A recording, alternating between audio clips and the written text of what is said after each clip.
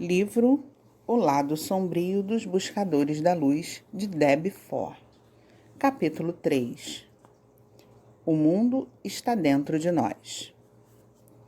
Não estamos no mundo, o mundo está dentro de nós. A primeira vez em que ouvi isso, fiquei confusa. Como pode o mundo estar dentro de mim? Como é possível que você, um outro ser humano, viva dentro de mim? Levei um bom tempo para entender que o que de fato está dentro de mim são milhares de qualidades e características que constituem cada ser humano e que, sob a superfície de cada pessoa, está o projeto de toda a humanidade. O modelo holográfico do universo nos ensina que cada um é um microcosmo do macrocosmo. Cada um de nós detém o conhecimento do universo inteiro. Se você cortar o holograma do seu cartão de crédito em pedacinhos e focalizar um feixe de laser em um deles, verá a figura completa. Da mesma forma, se examinarmos um ser humano, você encontrará o holograma do universo. Esse projeto universal vive em nosso DNA. O Dr. David Simon, médico, diretor do Chopra Center for Wellbeing e autor de The Wisdom of Healing, dá a seguinte explicação para isso. Um holograma é uma imagem tridimensional derivada de um filme bidimensional. A única característica do holograma é que a figura completa tridimensional pode ser criada de qualquer parte do filme.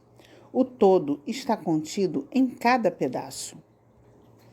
Por isso é chamado de holograma. Da mesma forma, cada aspecto do universo está contido em cada um de nós. As forças que abrangem a matéria por todo o cosmo se encontram em cada átomo do corpo. Cada cordão do meu DNA carrega a história completa da evolução da vida. Minha mente contém o potencial de todo o pensamento que tenha sido ou venha a ser expresso. Compreender essa realidade é a chave para a porta da vida, a entrada da liberdade sem limites. Viver essa realidade é a base da verdadeira sabedoria. Ao compreender que você tem tudo o que vê nos outros, seu mundo se altera. Nosso objetivo nesse livro é mostrar que podemos encontrar e incorporar tudo o que amamos e tudo aquilo que odiamos nos outros. Ao recuperar nossas características perdidas, abrimos a porta do universo interior. Quando fazemos as pazes com nós mesmos, espontaneamente, fazemos as pazes com o mundo. Uma vez aceito o fato de que cada um de nós personifica todas as características do universo, podemos acabar com o pretexto de que nós não somos tudo. A maioria das pessoas aprendeu que é diferente das outras. Algumas se consideram superiores e muitas se acham incapazes. Nossa vida é moldada por esses julgamentos. São eles que nos levam a dizer: eu não sou igual a você. Se você é educado como branco, precisa acreditar que é diferente dos negros. Se cresce como negro, deve achar que é diferente dos asiáticos ou hispânicos. Os judeus creem-se diferentes dos católicos, enquanto os conservadores se consideram diferentes dos liberais. Cada uma de nossas culturas nos ensinou a acreditar que somos fundamentalmente diferentes dos demais. Acabamos por adotar preconceitos existentes em nossa família e entre os amigos. Você é diferente porque é gordo e eu sou magro. Sou inteligente, você é burro. Sou tímido, você é expansivo. Sou paciente, você é agressivo. Falo alto e você fala mansamente. Essas crenças mantêm a ilusão de que estamos separados. Criam tanto barreiras internas quanto externas, que nos impedem de assumir por inteiro nosso ser e que nos mantêm apontando o dedo acusadoramente para os outros. A chave é tomar a consciência de que não há nada que possamos ver ou perceber que também não faça parte de nós. Se não possuíssemos determinada característica, não a poderíamos reconhecer num outro. Se você for levado pela coragem do outro, isso não passa do reflexo da coragem que existe em você. Quando considera alguém egoísta, pode ter certeza de que você é capaz de demonstrar o mesmo grau de egoísmo. Embora essas características não sejam expressas o tempo todo, cada um de nós tem a capacidade de atuar de acordo com qualquer uma delas. Fazendo parte de um mundo holográfico, somos tudo o que vemos, tudo o que julgamos, tudo o que admiramos. Não importa a cor da pele, o peso ou a escolha religiosa, compartilhamos as mesmas qualidades universais. Todas as pessoas são iguais em sua essência. O renomado médico ayurvédico Dr. Vasant Leide diz: em cada gota está o oceano, em cada célula está a inteligência de todo o corpo. Quando conseguimos alcançar a grandeza desse fato, começamos a perceber a imensidade de que somos. Homens e mulheres foram criados da mesma forma. Assim, partilham todas as qualidades humanas. Todos nós temos poder, força, criatividade e compaixão, como também ganância, luxúria, raiva e fraqueza. Não há característica, qualidade ou aspecto que não possuamos. Estamos plenos de luz divina, amor e talento, e igualmente cheios de egoísmo, reserva e hostilidade. Estamos destinados a conter o mundo inteiro dentro de nós. Parte da tarefa de ser totalmente humano é encontrar amor e piedade para cada aspecto de nós mesmos. Da mesma forma que a mente humana, tal é a mente cósmica. A maioria das pessoas vive com uma visão estreita do que é ser humano. Quando deixamos que a nossa condição humana incorpore nossa universalidade, podemos nos tornar facilmente aquilo que queremos ser. Em Amor e Despertar, John Wilwood emprega a analogia do castelo para ilustrar o mundo dentro de nós. Imagine um castelo magnífico, com corredores intermináveis e milhares de aposentos. Cada cômodo do castelo é perfeito e tem um dom especial. Cada aposento representa um diferente aspecto de você mesmo e é uma parte completa do castelo inteiro e perfeito. Como uma criança, você explorou cada centímetro do seu castelo, sem vergonha ou espírito crítico, sem medo, procurou as preciosidades e os segredos de cada cômodo. Amorosamente, você assumiu cada aposento, fosse ele um banheiro, um quarto ou uma adega. Cada um e todos os cômodos eram únicos.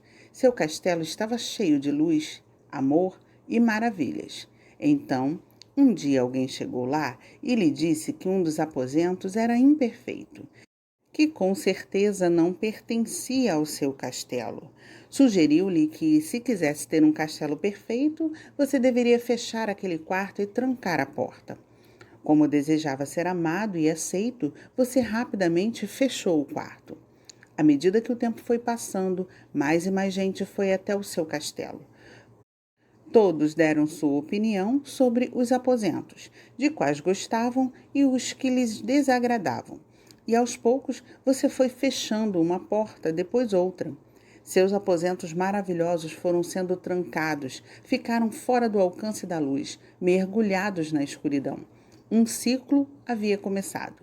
Desse momento em diante, você passou a fechar cada vez mais portas, pelas mais diversas razões. Fechou portas porque tinha medo, porque achou que os quartos eram muito arrojados. Trancou as portas de outros por julgá-los muito conservadores. Outras portas foram fechadas porque alguns castelos que você visitou não tinham cômodos como aqueles. E outras ainda porque seu líder religioso lhe disse que você deveria manter distância de certos quartos. Você fechou toda porta que não se encaixasse nos padrões da sociedade ou em seu próprio ideal. Acabou-se o tempo em que o seu castelo parecia não ter fim e o seu futuro se apresentava brilhante e cheio de emoções. Você já não cuidava mais de cada cômodo com o mesmo amor e admiração. Aposentos dos quais você se orgulhava, agora queria que desaparecessem. Você tentou imaginar formas de se livrar deles, mas eles faziam parte da estrutura do castelo. Chegou um momento em que você, tendo fechado as portas de todo e qualquer cômodo de que não gostasse, acabou por esquecer completamente deles. No princípio, você não percebeu o que estava acontecendo. Tinha se tornado um hábito. Com tanta gente dando palpites tão diferentes sobre qual a aparência que um magnífico castelo deveria ter, tornara-se mais fácil dar atenção aos outros do que à sua voz interior, a única que amava seu castelo por inteiro. Na verdade, o fato de fechar aquelas portas começou a lhe dar segurança. Logo você se viu morando em poucos e apertados cômodos, aprendera a fechar as portas para a vida e sentia-se à vontade fazendo isso. Muitos trancaram tantos aposentos que se esqueceram de que algum dia foram um castelo. Passaram a aceitar que eram apenas uma casa pequena de 2 quartos necessitando de consertos. Agora, imagine seu castelo como o lugar onde você abriga tudo o que você é, a parte boa e a má, e que todas as características que existem no planeta também estão em você. Um de seus cômodos é amor, outro é coragem, outro é elegância, outro é graça. Há um número infinito de aposentos: criatividade, feminilidade, honestidade, integridade, saúde, sensualidade, poder, timidez, ódio, ganância, frigidez, preguiça, arrogância, doença e maldade são aposentos do seu castelo. Cada um deles é uma parte essencial da estrutura e cada aposento tem o seu oposto em algum lugar do seu castelo. Felizmente, nunca ficamos satisfeitos sendo menos do que somos capazes de ser. Nosso descontentamento com nós mesmos nos motiva a ir em busca de todos os cômodos perdidos do castelo. Só conseguiremos achar a chave da nossa individualidade se abrirmos todos os aposentos do castelo. O castelo é uma metáfora para ajudá-lo a perceber a enormidade do seu ser. Cada um possui esse lugar sagrado dentro de si mesmo. É de fácil acesso se estivermos prontos e ansiosos por ver a nossa totalidade. A maioria das pessoas tem medo do que poderá encontrar por trás das portas desses quartos.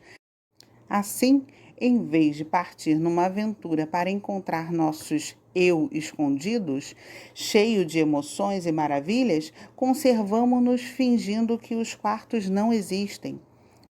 O ciclo continua, mas se você quer de fato mudar o rumo da sua vida, terá de entrar em seu castelo e abrir vagarosamente todas as portas, uma a uma. Precisará explorar seu universo interior e recuperar tudo o que havia rejeitado. Só na presença do seu eu integral você poderá apreciar sua magnificência e gozar a totalidade e a singularidade da sua vida. Quando comecei a buscar o mundo que havia dentro de mim, pensei que fosse uma tarefa impossível. Eu achava que o mundo era uma confusão, mas que eu não era. Pensei, não sou uma assassina, não sou uma moradora de rua. Na verdade, eu não queria descobrir que tinha todas as qualidades do mundo, já que, a meu ver, eu não era como as pessoas que eu criticava ou que agiam mal. Porém, minha meta passara a ser verificar como o mundo podia existir dentro de mim. Todas as vezes que eu via coisas ou indivíduos que me desagradavam, dizia a mim mesma: sou assim. Eles vivem dentro de mim. Durante o primeiro mês, fiquei desapontada porque, na verdade, não encontrava nenhuma das coisas ruins dentro de mim. Até que um dia, quando eu estava lendo dentro de um trem, tudo mudou. Uma mulher no meu vagão berrava com o filho. Eu estava ocupada dizendo a mim mesma que jamais trataria um filho meu assim, e como era terrível uma mulher repreender daquela forma o filho em público, quando uma vozinha dentro da minha cabeça sussurrou: se o seu filho tivesse espirrado leite achocolatado por toda a sua roupa de seda branca, você teria uma crise de nervos. De repente, as peças do quebra-cabeça se encaixaram. É claro que eu era capaz de ficar furiosa com uma criança. Não queria admitir isso para mim mesma. Por esse motivo, quando via uma pessoa prestes a ter um ataque de raiva, eu a censurava em vez de me solidarizar com ela. Isso tirou o foco de mim mesma. Percebi que era a qualidade demonstrada por cada pessoa que estava dentro de mim, não a pessoa em si. Não sou a mulher furiosa do trem, mas certamente tenho a impaciência e a intolerância que ela revelou naquele momento. O que descobri foi o meu potencial para agir da mesma forma que as pessoas a quem eu mais asperamente censurava. Ficou evidente que eu precisava ficar atenta às características dos outros que mais me aborreciam. Comecei a reconhecê-las como aposentos que eu fechara. Eu tinha sim de saber que eu também podia gritar com meu filho se eu tivesse tido um mau dia. Olhei para um morador de rua e perguntei a mim mesma: se eu não tivesse família nem educação e perdesse o meu emprego, será que eu me tornaria uma moradora de rua? A resposta era sim. Se eu alterasse as circunstâncias da minha vida, era fácil perceber que eu poderia ser qualquer outra pessoa e fazer qualquer outra coisa. Tentei ser todos os tipos de pessoa: alegre, triste, brava, gananciosa e ciumenta. Gente gorda foi um alvo especial para mim. Meu pai sempre fora pesado e ele estava incluído no meu preconceito. Subitamente, ele me pareceu diferente. Eu nascera com os ossos delicados e um metabolismo rápido. Percebi que, se meu metabolismo mudasse e eu continuasse a comer o tipo de alimento a que estava acostumada, eu também ficaria gorda. Mas ainda havia áreas em que eu tinha dificuldade. Não conseguia me imaginar sendo uma assassina ou um estuprador. Como poderia matar alguém a sangue frio? Era fácil me imaginar matando alguém que houvesse tentado ferir a mim ou a minha família. Mas e quanto àqueles crimes brutais e sem sentido?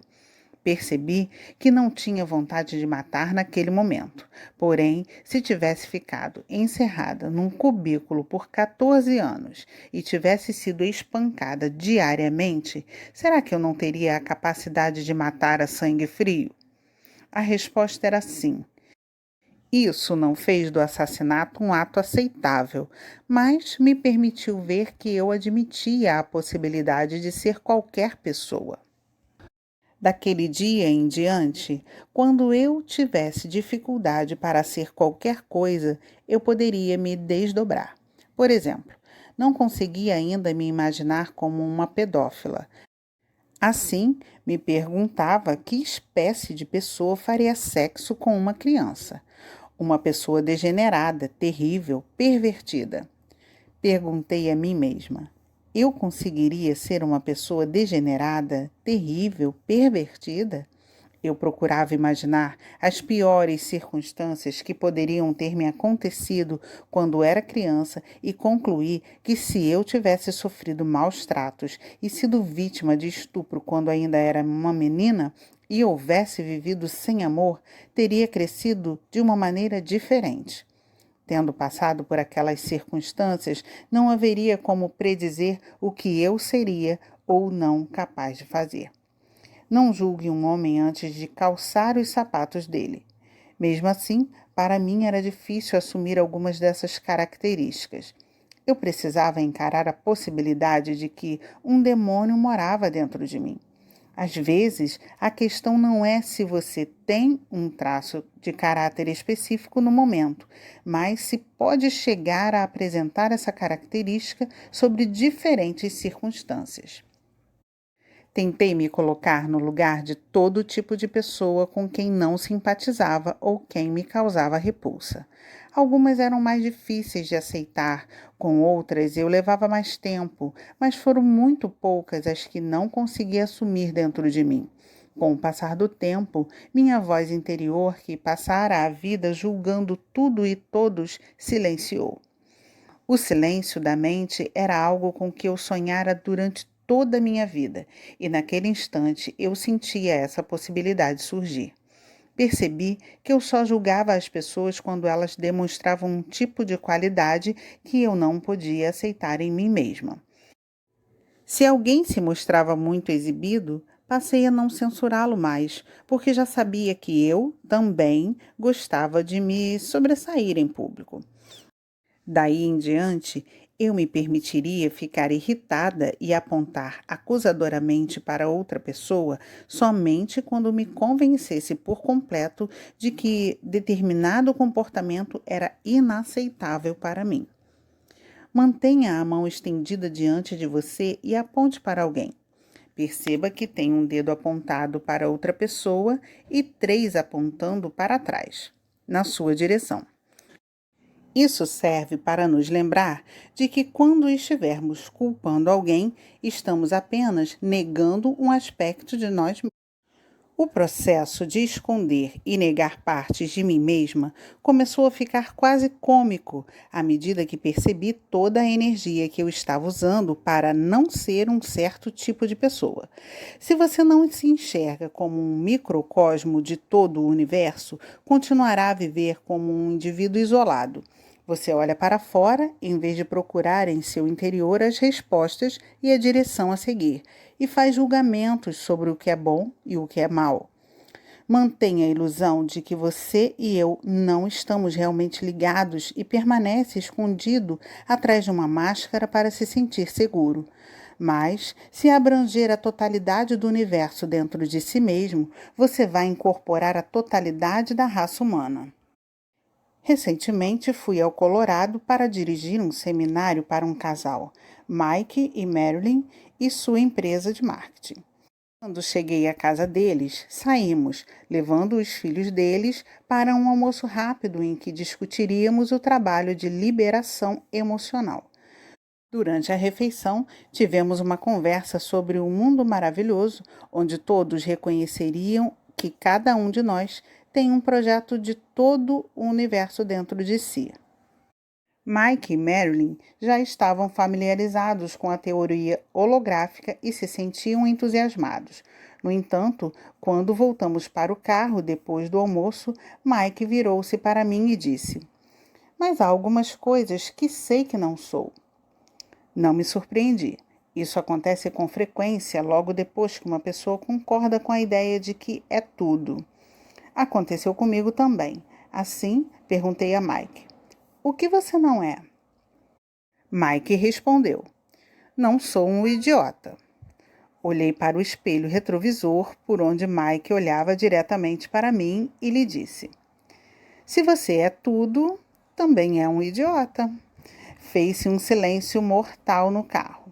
A mulher de Mike e as crianças olhavam para mim atônitas. Eu tinha dito a Mike que ele era um idiota. Então ele começou a me falar sobre todos os idiotas que conhecia, explicando que não era parecido com nenhum deles. A carga emocional que acompanhava suas palavras era tão grande, enquanto ele descrevia pessoas, que percebi que essa era uma questão muito problemática para ele. Continuamos o percurso enquanto Mike esgotava seu repertório sobre idiotas. Por fim, perguntei a ele: "Você alguma vez já fez qualquer coisa que um idiota faria?" Ele pensou na minha pergunta e rapidamente disse que sim, mas acrescentou que não seria possível comparar o que ele havia feito com o que os idiotas que ele conhecia costumavam fazer. Esses outros eram realmente grandes idiotas. Eu lhe disse que a psique não consegue distinguir entre pequenos e grandes idiotas. Um idiota é um idiota.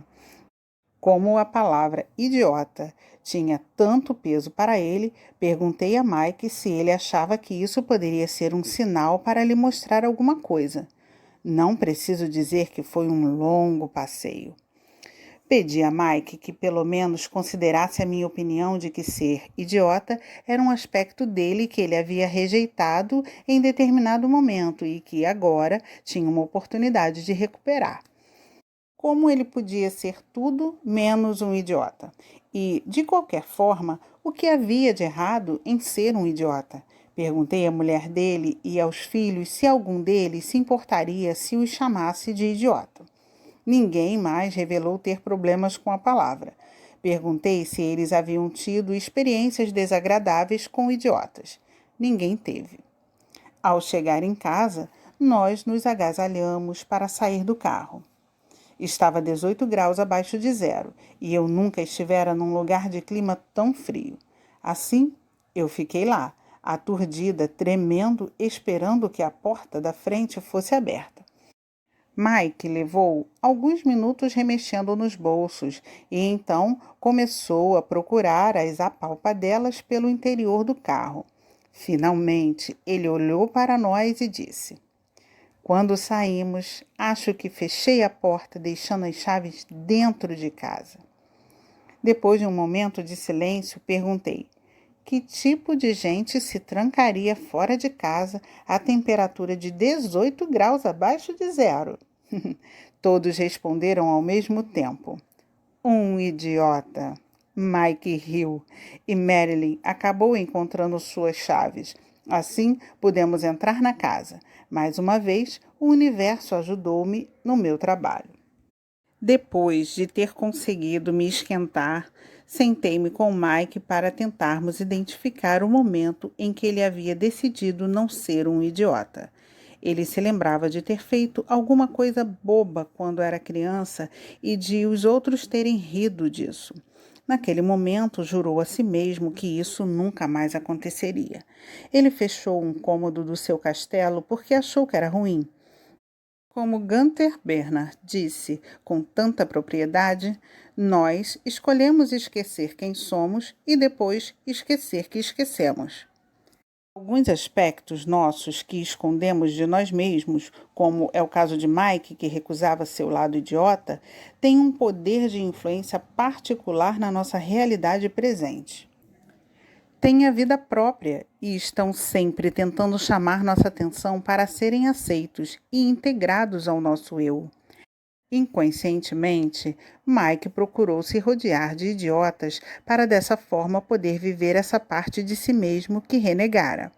Mike não conseguia ser tolerante com seus próprios erros, por isso via as pessoas que erravam como idiotas. Odiando esse seu aspecto, ele odiava todos os que tivessem essa falha.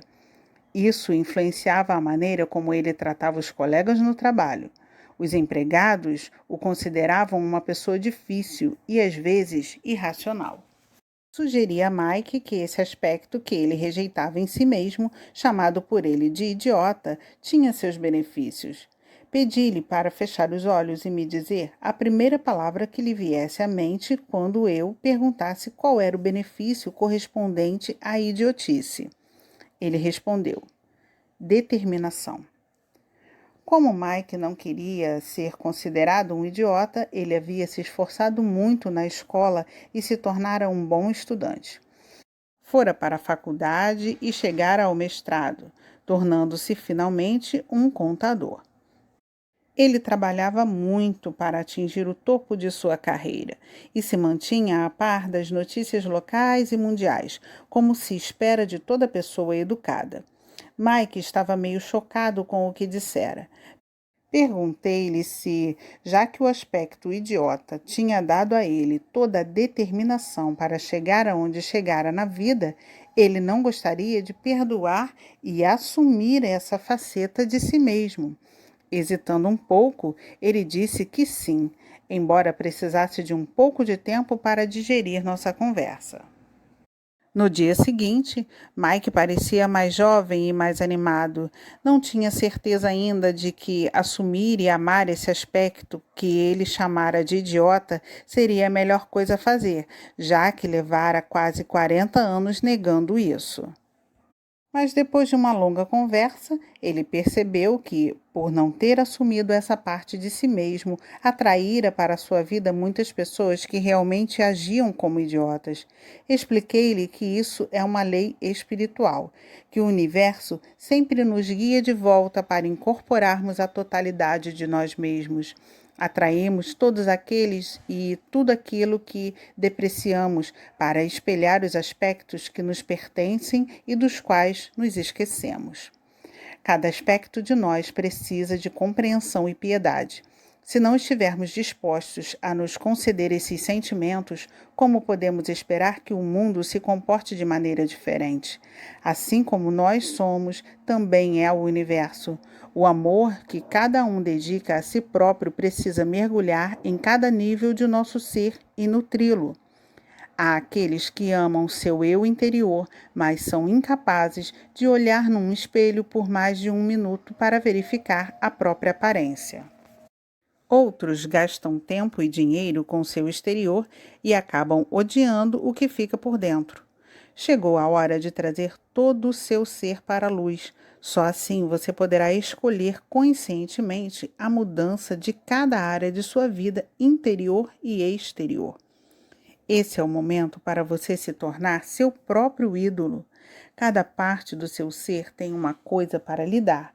Ao se amar e se assumir integralmente, você será capaz de amar e de assumir verdadeiramente a todos nós. Exercícios. Antes de mais nada, remova do ambiente tudo aquilo que possa distraí-lo. Você vai precisar do seu diário, lápis e caneta. Se quiser, põe uma música suave para ajudar a relaxar. Agora, feche os olhos e respire uma vez, lenta e profundamente. Use a respiração para acalmar a mente e entregar-se ao exercício. Respire mais 5 vezes, vagarosa e profundamente. Ao encontro do seu eu sagrado. Imagine novamente um elevador dentro de você. Entre nele, desça 7 andares. Quando você sair do elevador, verá um belíssimo jardim. Ande por ele e observe as flores e as árvores à sua volta. Olhe para as folhas verdes viçosas. Sinta a fragrância das flores. O dia está lindo e os pássaros estão cantando. Observe a cor do céu. Lembre-se de como você se sente seguro e à vontade em seu jardim. Espere um pouco e respire de novo, profundamente, inalando a beleza do seu jardim sagrado. Procure um lugar calmo para se sentar e improvise um assento confortável para fazer meditação. O lugar onde você se sentir melhor. Certifique-se de que as roupas que você está usando são de um tecido cujo toque se assemelha a carícias em seu corpo e que o faz sentir-se desejável e magnífico. Sente-se então e feche os olhos. Num instante, um aspecto seu vai aflorar a consciência.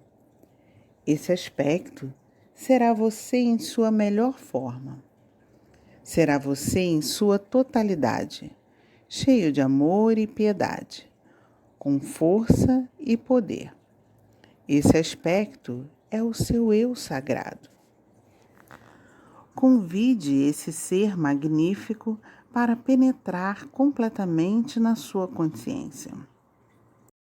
Visualize a si mesmo concentrado e completo, revelando o seu mais alto potencial, sentindo a paz e o silêncio.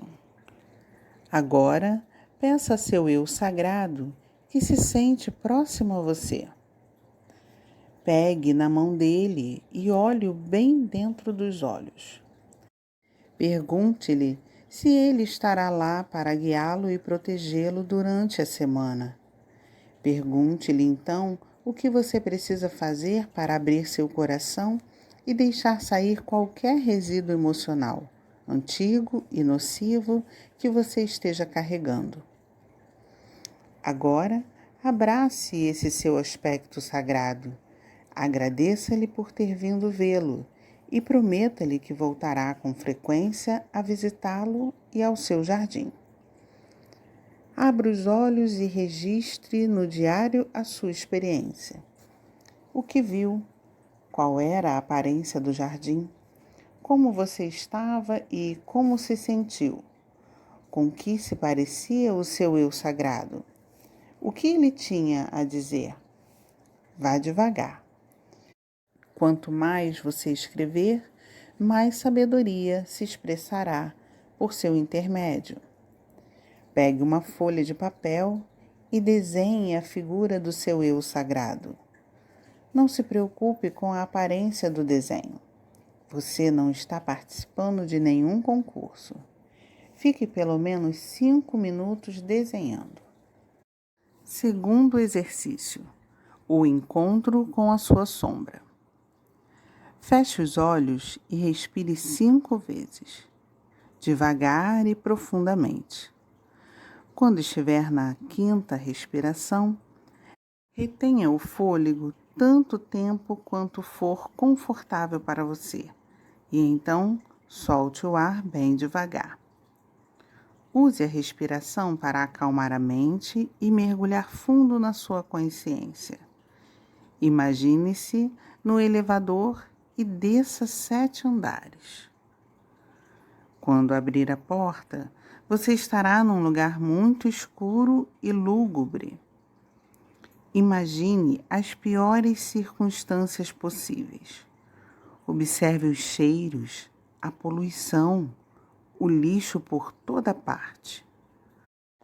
Você pode estar numa caverna cheia de ratos, cobras, baratas e aranhas. Invoque um lugar a que você jamais desejou ir. Quando tiver criado esse lugar, continue a respirar, lenta e profundamente. E então, examine num canto a forma mais desprezível do seu ser. Deixe que uma imagem sua, nas piores condições, apareça na sua mente. Tente sentir e perceber tudo a seu respeito. Com o que você se parece? Qual é o seu cheiro? Como se sente? Agora deixe vir à sua mente uma palavra que descreva a pessoa que você está vendo. Depois de passar com essa pessoa um período de tempo suficiente para poder conhecê-la, abra os olhos. Escreva a palavra que surgiu na sua mente e tudo o que você sentiu durante a visualização. Fique escrevendo por pelo menos 10 minutos. Deixe que sua consciência expresse todo e qualquer pensamento ou sentimento que tenha surgido em relação a essa experiência.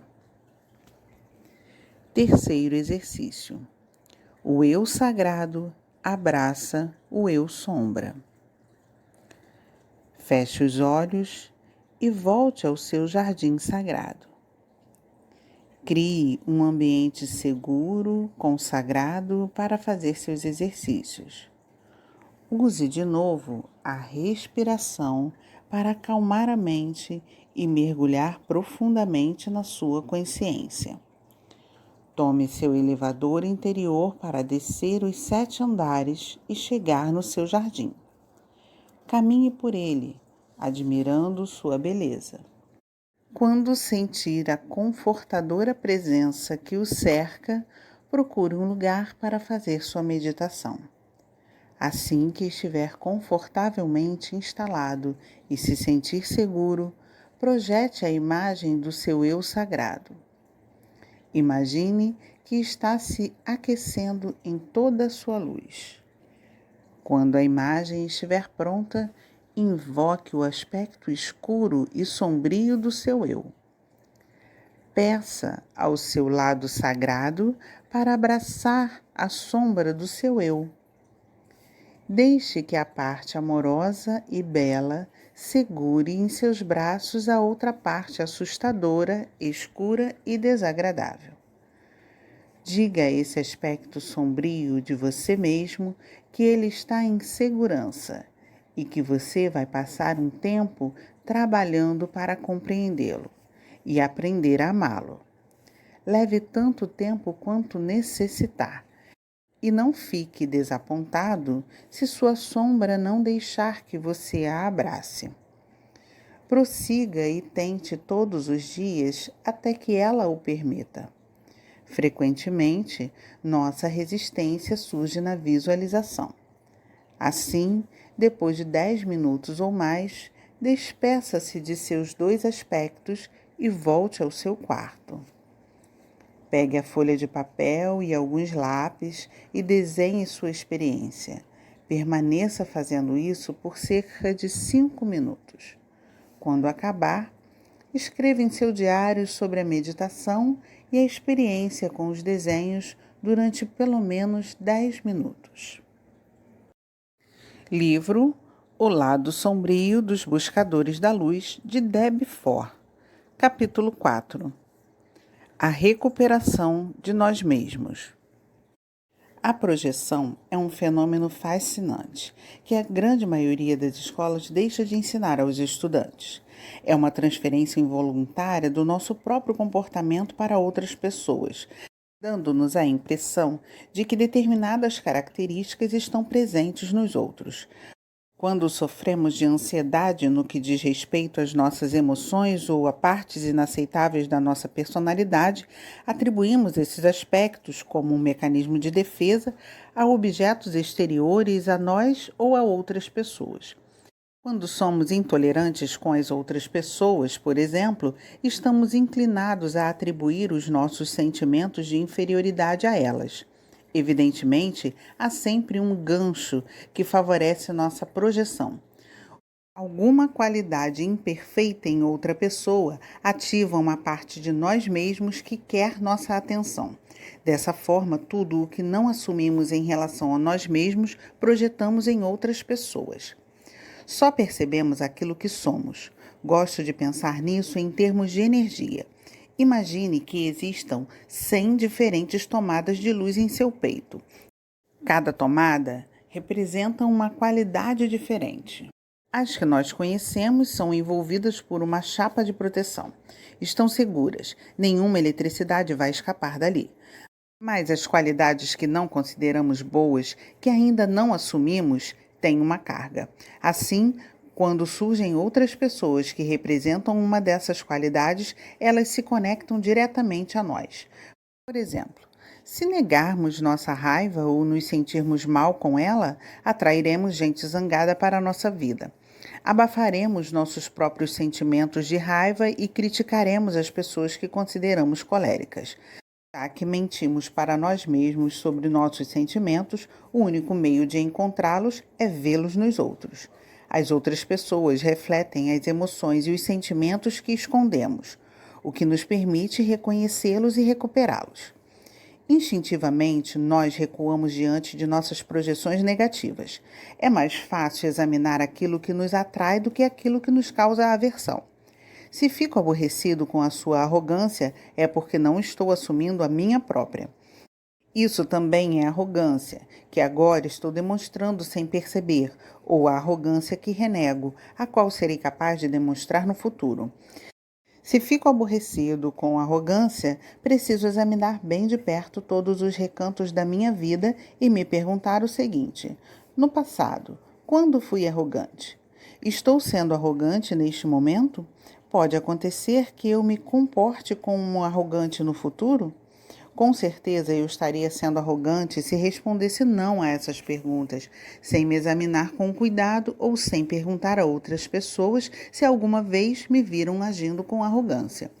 O ato de julgar alguém é arrogante. Portanto, evidentemente, todos temos a capacidade de ser arrogantes. Se eu incorporar minha própria arrogância, não me aborrecerei com a dos outros. Vou percebê-la, mas ela não me afetará. Tomada da minha arrogância estará envolvida por uma chapa de proteção.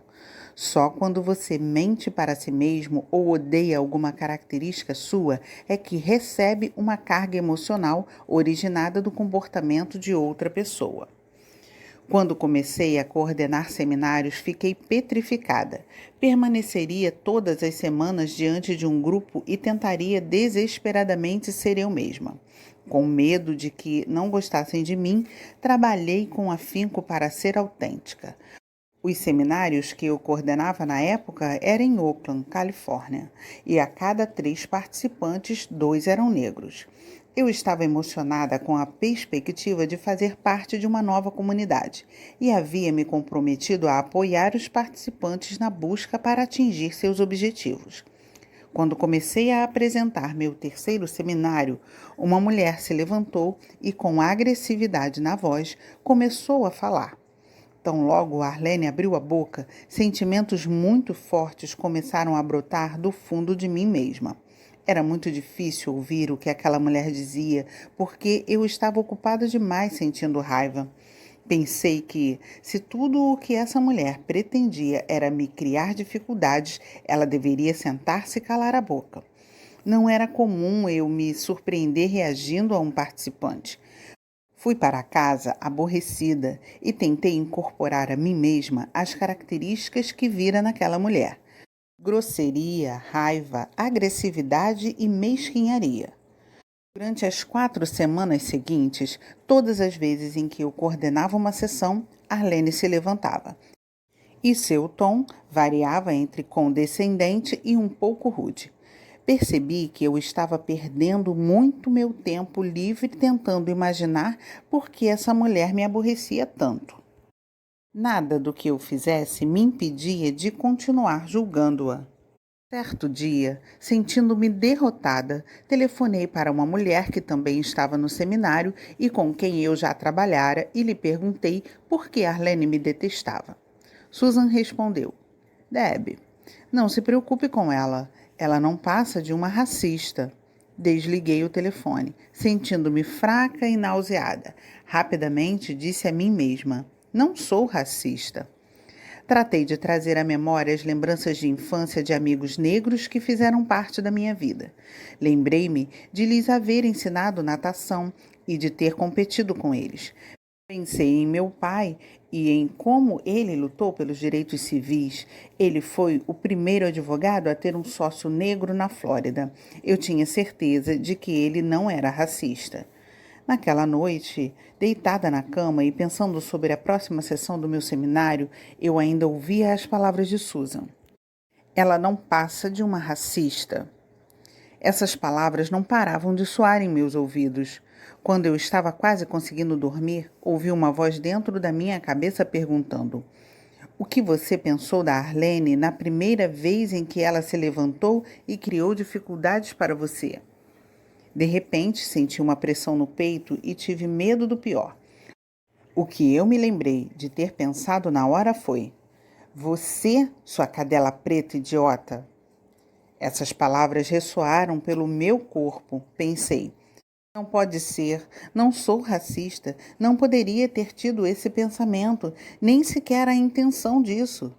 Meu coração disparou, com medo, mas me senti sozinha, frente a frente com minha própria condição de racista.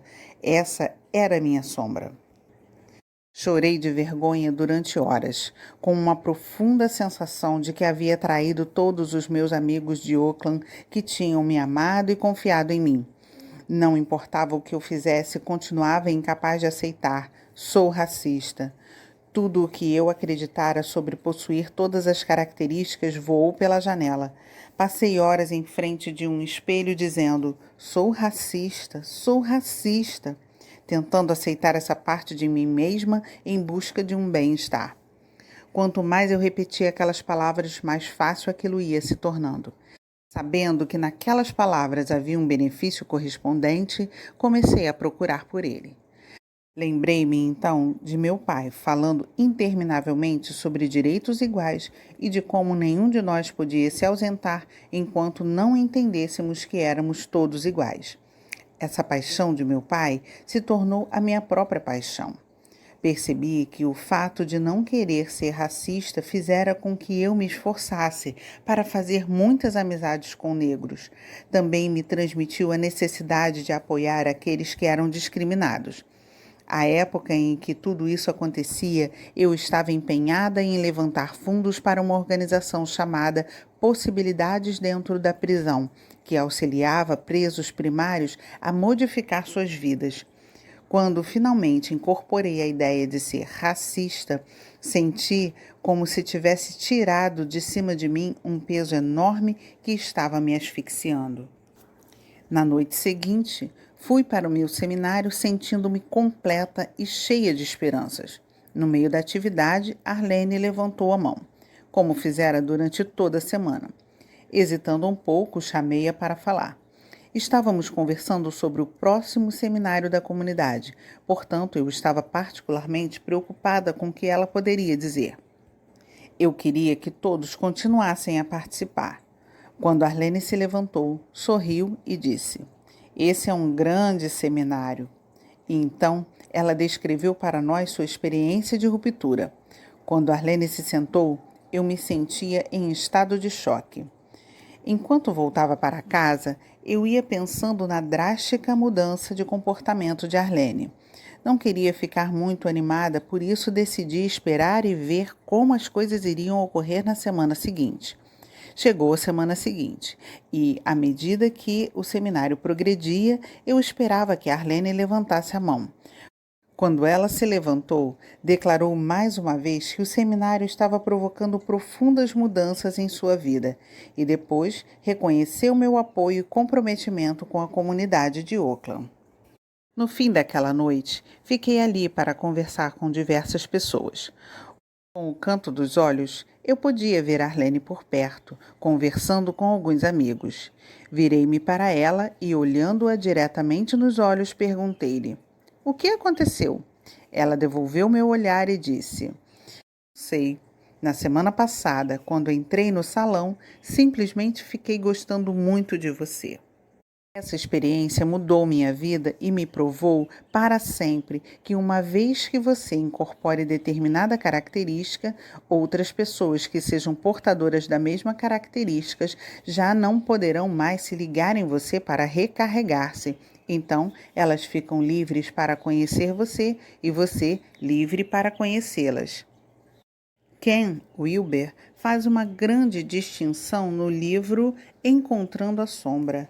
Ele diz: a projeção do nível do ego é facilmente identificável. Se uma pessoa ou coisa no meio em que estamos nos acusa, provavelmente não estamos projetando. Por outro lado, se nos abala, há boas chances de que sejamos vítimas de nossas próprias projeções. Se você compreender isso de verdade, nunca mais verá o mundo da mesma forma. Pense a esse respeito. Se alguém passar por você e cuspir na calçada e você perceber, mas não reagir, possivelmente não será uma coisa que precise ser trabalhada. Mas, se ficar aborrecido e pensar: como alguém pode ser tão mal educado e desagradável? Então, você estará projetando. Talvez esteja envolvido com algum comportamento desagradável no momento ou tenha agido assim no passado. Por alguma razão, o comportamento desagradável o incomoda demais, portanto você se sente abalado pelo comportamento do cuspidor. Tudo isso deve ter começado quando você era pequeno. É possível que você realmente haja cuspido e alguém tenha dito: "Isso é muito desagradável." Talvez alguém na sua família cuspisse e os outros reagissem de uma maneira negativa. Não importa o que tenha acontecido, você se decidiu a nunca fazer uma coisa desse tipo e empurrou esse aspecto seu para o fundo da sua mente. Se essa pessoa que cospe mexe com você, é porque isso dispara seu alarme interno. Esses alarmes são pistas para revelar seu lado sombrio. Com isso em mente, você pode observar aquilo que o abala emocionalmente como um catalisador para o crescimento, dando a você uma oportunidade de recuperar um lado seu que ficou escondido. Nesse ponto, muitos de vocês estarão pensando: isso é ridículo, não quero descobrir que sou desagradável ou arrogante. Mas é preciso lembrar que há sempre um benefício ou um talento correspondente a cada um desses aspectos. Porém, para receber o benefício, você precisa, em primeiro lugar, descobrir esses aspectos, apossar-se deles e incorporá-los. Existe uma velha história sufi sobre um filósofo que marcou o encontro para debater com Nasruddin, um sábio professor sufi. Quando o filósofo chegou ao encontro marcado, descobriu que Nasruddin não estava em casa. Injuriado, o filósofo pegou um pedaço de giz e escreveu: "Estúpido idiota", no portão de Nasruddin. Quando Nasruddin chegou em casa e viu aquilo, seguiu apressado para a casa do filósofo. "Eu me esqueci", disse ele, "de que você estava para chegar. Sinto muito ter perdido o nosso encontro, mas assim que vi seu nome escrito no meu portão, me lembrei imediatamente do encontro marcado." Nossa indignação com relação ao comportamento dos outros diz respeito, em geral, a um aspecto não resolvido de nós mesmos. Se ouvíssemos tudo o que sai da nossa boca quando falamos com outras pessoas, quando as julgamos ou as aconselhamos, bastaria fazer as palavras darem meia volta e direcioná-las para nós. O filósofo poderia ter escrito apenas bronco, sem educação, ou mentiroso, sem consideração, ou covarde, traiçoeiro. Por outro lado, também poderia ter chegado a uma conclusão totalmente diferente e se preocupado, com medo de que Nasruddin tivesse se machucado ou ficado doente. Mas quando ele descobriu a ausência de Nasruddin, as palavras que lhe vieram à mente foram: estúpido, idiota. Na nossa vida, quando temos uma característica sem um manto de proteção, acontecem incidentes para nos ajudar a recuperar e incorporar esse aspecto rejeitado. Sem a influência de nenhum fato, a não ser a da ausência de Nasruddin, o filósofo projetou seu traço não incorporado de estúpido, idiota. Projetamos nossas deficiências nos outros. Dizemos aos outros o que deveríamos estar dizendo a nós mesmos. Quando julgamos os outros, estamos julgando a nós mesmos. Se você se atacar o tempo todo com pensamentos negativos, também atacará as pessoas à sua volta, verbal, emocional ou fisicamente, ou acabará destruindo alguma área de sua própria vida. O que você faz e o que você diz não são acidentais. Não há acidentes na vida que você criou. No mundo holográfico, tudo é você e você está sempre falando consigo mesmo. Quando você for xingar alguém por ter feito alguma coisa errada, pare e pense se você chamaria a si mesmo com esse nome. Se estiver sendo honesto, a resposta, invariavelmente, será sim. O mundo é um espelho gigante que sempre reflete as nossas costas. Cada traço está ali por alguma razão e todos eles são perfeitos à sua maneira. Não faz muito tempo, percebi que estava perguntando a todas as pessoas que conheço com que frequência elas meditam e por quanto tempo. Eu as lembrava de como é importante meditação diária e permanecer pelo menos meia hora por dia voltado para si mesmo. Por fim, eu me perguntei por que estava tão inflexível com relação à meditação dos outros. Quando examinei meus motivos, cheguei à conclusão de que eu costumava falhar com frequência na minha prática de meditação. Uma parte minha queria passar mais tempo voltada para dentro e em silêncio. Como eu tinha uma criança de 3 anos, eu, de alguma forma, racionalizava que não haveria problema em deixar de fazer, vez por outra, minha meditação diária. Quando percebi que estava dizendo aos outros aquilo que eu mesma precisava ouvir, fui capaz de recolher minhas projeções e honrar meu desejo inconsciente. Comecei a meditar mais e parei de pressionar os outros para fazer aquilo de que eu estava sentindo necessidade. É por isso que eu digo: preste atenção aos seus próprios sermões. Ao observar os motivos que me levaram a dizer às pessoas que meditem, reconheço minha própria necessidade. Às vezes, nossa sombra está tão bem escondida de nós mesmos que é quase impossível encontrá-la. Se não fosse pelo fenômeno da projeção, ela poderia ficar escondida por toda a vida. Enterraram essas características de personalidade com a idade de apenas 3 ou 4 anos. Pense no tempo em que você brincava em casa, quando ainda era pequeno, e imagine-se escondendo uma moeda. 20, 30, 40 anos depois, seria praticamente impossível lembrar o incidente, quanto mais o lugar onde você escondeu a moeda. Ao projetar em outras pessoas, temos a oportunidade de, enfim, encontrar aquela determinada moeda. Quando minhas sobrinhas vêm de Dallas para me visitar, sempre presto muita atenção no que elas estão comendo. Vamos a um restaurante, tento orientá-las para que escolham comidas com baixo teor calórico. E quando acho que elas já comeram demais, eu as desencorajo a pedir sobremesa, que elas adoram. Com frequência, eu lhes digo que mais tarde iremos procurar uma sobremesa dietética. Na última vez em que elas estiveram comigo, ficamos na cozinha conversando sobre o que projetamos nos outros membros da família. Enquanto dávamos a volta na cozinha por turnos, nos divertíamos a valer, dizendo uns aos outros qual a pessoa que tivera a honra de receber nossas projeções negativas. Quando chegou a minha vez, percebi, de repente, que aquela obsessão pelo que elas comiam era uma projeção minha. Eu estava insatisfeita com a minha alimentação pouco saudável.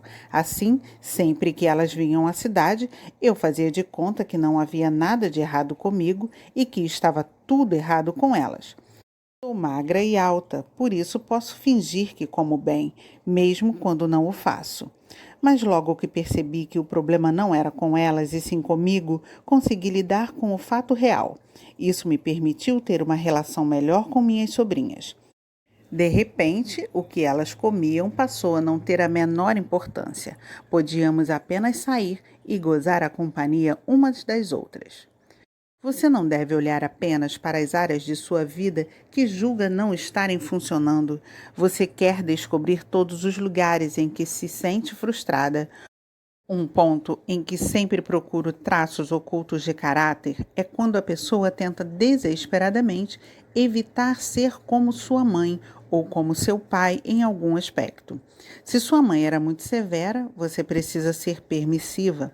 Se você cresceu numa casa pobre, talvez tenha uma compulsão forte para ser rico. Se um de seus pais era dominador, você pode ser passivo ou muito tolerante com o comportamento alheio. Se seu pai era infiel, você precisa ser muito leal. E se um dos seus pais era preguiçoso, você se obriga a ser um trabalhador fanático. Eu poderia continuar indefinidamente, mas a questão é que agir em relação ao que os seus pais eram, muitas vezes é apenas um disfarce. Uma de minhas clientes odiava o pai porque ele era muito mesquinho. Holly passou toda a sua vida adulta tentando evitar ser mesquinha. Para isso, vivia comprando presentes fabulosos para toda a família e convidava os amigos para comer fora e assistir espetáculos, sempre pagando tudo. Holly tinha orgulho de ser tão generosa. Quando eu lhe disse que, para perdoar seu pai e ficar livre do ressentimento, ela precisaria assumir os próprios impulsos para ser mesquinha, ela não quis se ver dessa forma. Discutimos a vida dela durante semanas e Holly sempre mostrava como era generosa com todos. Certo dia, telefonou-me do supermercado. Ela percebera que passara quase uma hora olhando para diferentes produtos, comparando preços e o peso líquido deles em cada embalagem, para poder economizar alguns centavos. Ficou chocada ao se dar conta de que comprava um suéter por $500 sem pensar duas vezes, mas não queria pagar 20 centavos a mais por uma caixa de lenços de papel. De repente, o alarme soou para Holly. Ela notou que era mesquinha com o pai, só que de um jeito diferente. O choque por descobrir isso levou-a às lágrimas. Holly gastara tanta energia tentando não ser como o pai. Escondera por tantos anos seus impulsos para ser mesquinha como o pai e, de repente, eles estavam ali, dentro dela, tão evidentes. Depois de algum tempo, ela foi capaz de apreciar o benefício correspondente a ser mesquinha. Para Holly, mesquinha passou a ser parte dela, que fazia planejar o futuro e investir dinheiro para a aposentadoria. Até aquele momento, ela não fora capaz de economizar porque estava muito ocupada tentando ser diferente do pai. Isso a levou a aceitá-lo mais, o que causou uma maior aproximação entre eles. Liberdade significa ser capaz de escolher quem e o que você quiser ser em qualquer momento da vida. Se tiver de agir de determinada forma para evitar ser algo de que não gosta, você terá caído numa armadilha. Terá limitado sua liberdade e roubado de si mesmo a possibilidade de ser completo. Se você não se permite ser preguiçoso, não pode ser livre. Se não admite ficar bravo quando alguma coisa desagradável acontece, não pode ser livre. Se lida com o comportamento de alguém tornando-se o seu oposto, questione-se sobre isso. Se fica particularmente aborrecido com um determinado grupo de pessoas, descubra de que forma você se assemelha a elas. Não são apenas nossos traços negativos que projetamos em outras pessoas, os positivos também. A maioria das pessoas com quem trabalho projetam sua inteligência e criatividade, seu poder e seu sucesso. Se você quer ser como determinadas pessoas, é porque tem a capacidade de ser como elas. Se você fica fascinado com grandes astros e gasta tempo e dinheiro lendo sobre a vida deles, descubra a faceta que você ama neles e que está em seu interior. Você merece ter tudo o que queira de forma real e sincera. A única diferença entre você e seus ídolos é que eles estão manifestando uma das qualidades que você almeja e provavelmente realizando os seus próprios desejos. Se você não estiver vivendo à altura do seu potencial, será fácil projetar seus traços positivos nas pessoas que conseguem isso. Quando começar a realizar seus sonhos e objetivos, você ficará menos interessado no que os outros estão fazendo. Cada um de nós precisa se tornar seu próprio herói. A única maneira de fazer isso é retomar as partes do nosso ser que estão conectadas a outra pessoa, das quais nos desfizemos em algum momento. Há quase um ano, venho trabalhando com uma amiga que está apresentando a minha terapia da sombra em Miami. Raquel é jovem, bonita, brilhante e talentosa. Todas as vezes em que estamos juntas, ela me faz muita festa, sempre me enaltecendo e elogiando. Ela está sempre me dizendo como sou brilhante, talentosa e bonita.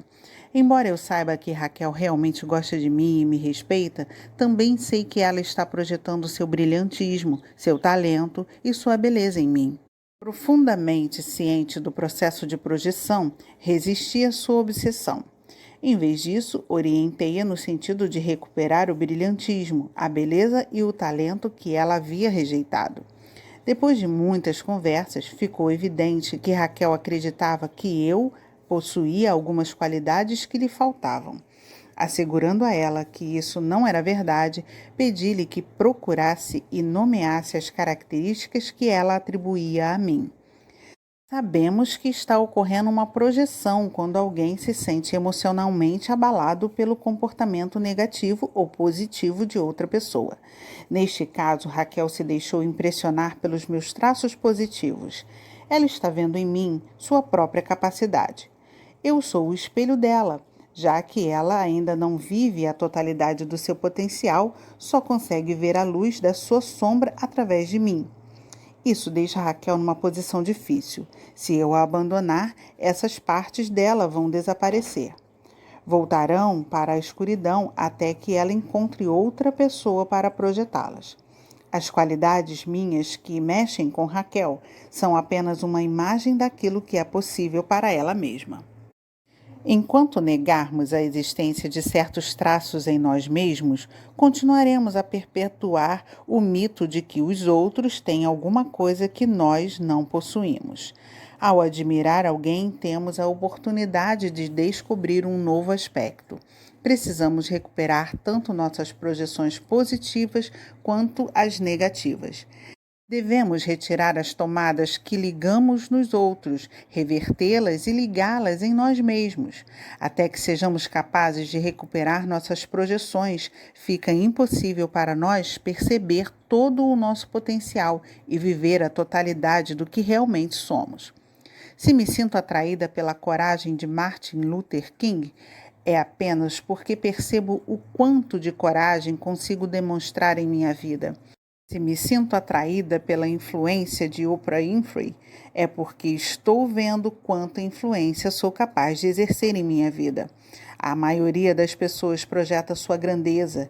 Isso explica por que tantos atores, atletas e esportistas ganham tanto dinheiro. Nós os pagamos para que sejam nossos heróis, para que apresentem nossos sonhos e desejos irrealizados. As pessoas invejam essas estrelas sem saber nada sobre suas vidas pessoais. Perdem-se na vida de seus ídolos como uma forma de evitar a própria existência que levam. A verdade mais profunda é que estão projetando um aspecto de si mesmos em seus heróis. Se você perceber a grandeza, é a sua própria grandeza que você está vendo. Feche os olhos e pense a respeito. Se você admira a grandeza em outro ser humano, é a sua própria grandeza que você está vendo. Você pode manifestar isso de uma outra forma, mas se não tivesse grandeza interior, não seria capaz de reconhecer essa qualidade em outra pessoa. Se não possuísse essa qualidade, não se sentiria atraído por ela. Todas as pessoas veem os outros de maneira diferente porque estão todos projetando aspectos de si mesmos. O nosso trabalho consiste em distinguir o que nos inspira nos outros e então recuperar esses aspectos que havíamos afastados de nós mesmos. Às vezes, as pessoas ficam imaginando como podem ser como alguém que elas admiram se naquele determinado momento suas vidas parecem tão diferentes. Por exemplo, podem dizer que admiram Michelangelo, mas têm certeza de que não são como ele. O que precisam fazer é focalizar exatamente as qualidades que as levam a querer ser como Michelangelo. Talvez seja o talento artístico dele, caso sejam artistas inexpressivos, ou então a coragem de que ele tinha, sua criatividade ou sua genialidade. O talento dessas pessoas talvez não esteja na arte, mas elas têm a possibilidade de ser tão grandes, criativas ou corajosas quanto ele em sua forma especial de expressar seus talentos. Esses podem se manifestar na música, na fotografia ou na jardinagem. Qualquer desejo do coração está ali para você descobri-lo e expressá-lo. O que quer que inspire você é um aspecto de você mesmo. Descubra precisamente o que admira em alguém e encontre essa parte em você mesmo. Se você aspira a ser alguma coisa, é porque tem potencial para manifestar o que está percebendo. Deepak Chopra diz: dentro de cada desejo está um mecanismo para realizá-lo. Isso significa que temos a capacidade de manifestar os desejos do nosso coração e aquilo que somos. Se não somos capazes de fazer ou ter alguma coisa, é porque não temos um anseio verdadeiro por aquilo. É simples assim. Goethe disse: se podemos imaginar algo e crer nisso, então podemos alcançá-lo. A parte difícil é trabalhar nossos temores. Os medos nos paralisam. Eles nos dizem que não somos bons o suficiente ou não temos bastante valor. Não há ninguém no mundo como você, ninguém que tenha exatamente os mesmos desejos, os mesmos talentos ou as mesmas lembranças. Você tem suas próprias marcas em tudo. Cabe a você descobrir seus talentos especiais e então manifestá-los à sua maneira particular. Há alguns meses, minha amiga Nancy, que estava passando por uma depressão havia alguns anos, veio me visitar. Convidei-a para ouvir um dos mais famosos conferencistas do mundo na área de terapia motivacional. Durante a preleção, ficamos as duas em silêncio. Eu, ocupada em tomar notas. Quando entramos no carro para voltar para casa, Nancy virou-se para mim e disse: este sujeito é um perdedor. Chocada, perguntei-lhe por que achava isso. Ela me disse que ele era cheio de si e que ele não tinha a menor ideia do que estava falando, que ele falava muito rápido e parecia um idiota. Durante o resto do percurso, Nancy se dedicou a indicar tudo aquilo de que não gostara na mensagem e nas maneiras daquele homem. Quando chegamos em casa, pedi a ela que se sentasse perto de mim. Perguntei-lhe se realmente achava que aquele homem era um perdedor. Ela olhou para mim, com a certeza brilhando nos olhos, e me respondeu que sim. Destacando uma folha de papel, perguntei-lhe se ela gostaria de trabalhar um pouco com esse assunto. Ela pensou por um momento e decidiu aceitar. De um lado do papel, escrevi todas as coisas que eu sabia daquele homem. Ele tem um bem-sucedido negócio como consultor de 500 empresas. Também vende uma infinidade de fitas relativas à terapia motivacional e recebe cerca de $5.000 por palestra. Casado há mais de 20 anos, tem 3 filhos saudáveis. Do outro lado da página, escrevi o que eu sabia sobre a vida de Nancy. Divorciada, não tinha filhos, mantinha pouco contato com o resto da família, estava desempregada e inúmeras vezes não fora bem-sucedida ao tentar seu próprio negócio. Pensava mais do que deveria e padecia de diversas enfermidades. As dívidas dela somavam mais de $50.000 e, naquele momento, levava uma vida precária. Nancy olhou para a minha lista. Então eu lhe disse: se eu mostrasse essa lista a 10 pessoas, quem você acha que eles considerariam um perdedor? Num primeiro momento, Nancy recuou, horrorizada com o fato de que alguém a tivesse chamado de perdedora. Aquele era o seu pior pesadelo. Mas eu lhe expliquei que, enquanto ela não assumisse aquele aspecto dela mesma, sempre o projetaria em alguma outra pessoa. Nancy era incapaz de ouvir mensagens importantes de conteúdo de outras pessoas porque projetava nelas os pensamentos que rejeitava. Depois de algumas horas, Nancy começou a perceber que, no íntimo, ela acreditava ser uma perdedora. Esse pensamento era tão doloroso que ela o enterrara bem fundo. Seu pai lhe dissera que ela nunca conseguiria nada. E ela acreditara nele. Desde a infância, ela estivera inconscientemente criando situações, uma depois da outra, para provar que era uma perdedora e assim recuperar esse aspecto de si mesma que havia rejeitado. Refletia-se sempre no mundo exterior, mas ela o negava e o ciclo continuava. No momento em que Nancy reconheceu que acreditava ser uma perdedora, pôde começar a procurar o benefício desse aspecto, para em seguida incorporá-lo. Assim, foi capaz de examinar como ela mesma dispusera as coisas para perder e assumia um compromisso novo para honrar a perdedora que havia dentro dela e permitir que a vencedora, que também vivia dentro dela, criasse uma vida de abundância em todos os sentidos. A partir daí, Nancy iniciou outra carreira e hoje está gozando de um enorme sucesso pessoal e financeiro. Há um velho ditado que diz: basta conhecer um para conhecer todos. Vemos nos outros tudo aquilo que gostamos e não gostamos em nós mesmos. Se incorporarmos essas partes, seremos capazes de ver os outros como eles são, não como os vemos através do nevoeiro da nossa projeção. Outro provérbio se refere aos 3 maiores mistérios do mundo, que são o ar para os pássaros, a água para os peixes e o homem para ele mesmo. Somos capazes de ver tudo diante de nós no mundo exterior. Tudo o que temos de fazer é abrir os olhos e olhar ao nosso redor. Como não podemos ver a nós mesmos, precisamos de um espelho para nos enxergar. Você é meu espelho e eu sou o seu. Exercícios. Durante uma semana, observe o seu julgamento a respeito de outras pessoas. Toda vez que você se sentir incomodado com o comportamento de alguém, escreva qual é a característica dele que mais o está perturbando. Registre todas as opiniões que tiver sobre as pessoas mais próximas a você.